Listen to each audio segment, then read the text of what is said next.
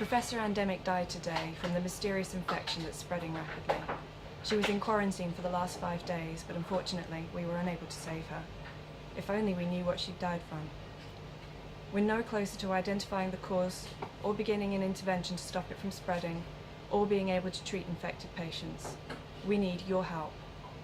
We need you to use the information from Professor Andemic's video diaries to narrow down the list of possible emerging infections, and then go to the laboratory to identify the specific cause. Once you know the cause, let us know what you think is the best way to limit the destruction being caused by this outbreak. Hi, my name is Penny Andemic, and this is my video diary that I'm recording in order to bring my research to the wider public and explain all the work that I'm doing. I'm based at the University of Oxford researching emerging infections, and I'm currently assisting the health authorities across West Africa to investigate a mysterious infection occurring across the region. I've been travelling around collecting samples to study in my mobile lab to identify the agent that's causing the infection, and I've recently travelled to Ghana, Nigeria, Liberia and Sierra Leone, and managed, with the help of the local authorities, to collect samples from patients and analyse them in country.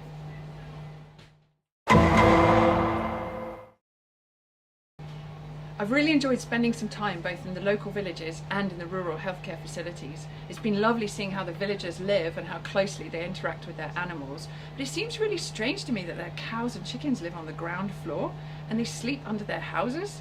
The villagers really live close to their animals. They're also so much less squeamish about the food they eat. They certainly don't buy their meat wrapped in cling film. Yesterday I was entertained at lunch and given some food by the villagers which I didn't recognise. I had to ask, and I found out that it was rat meat. It tasted like chicken. Apparently it's a delicacy in this village, and the villagers hunt rats on a regular basis. Today has been quite frustrating. The work is moving along very slowly. Even with the most sophisticated equipment, I haven't been able to identify what's causing the infection. It's becoming imperative we find out what's causing the outbreak in order to implement strategies to stop the infection spreading. We have learned that the infection is spreading from person to person quite quickly and that it's making people severely ill. A few people have died, however, the number of deaths is currently low.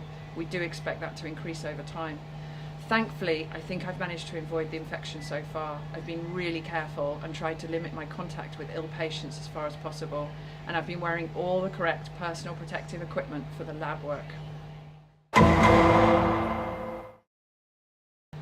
I haven't been feeling well today. I think it's just a tummy bug, but I'm still getting used to the heat, both in the lab and while wearing all the protective equipment and while in my hotel.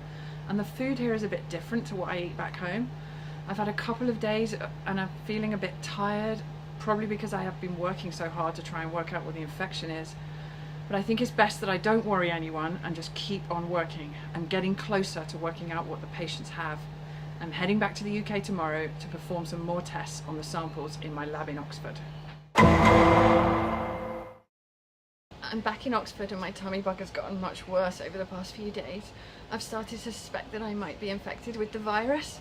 I've had a terrible headache, sore throat, diarrhea and vomiting, and there's been some blood when I've gone to the loo. I don't know what to do, I'm so worried. I may have to be quarantined for everyone else's safety. I really don't want to pass the disease on to other people.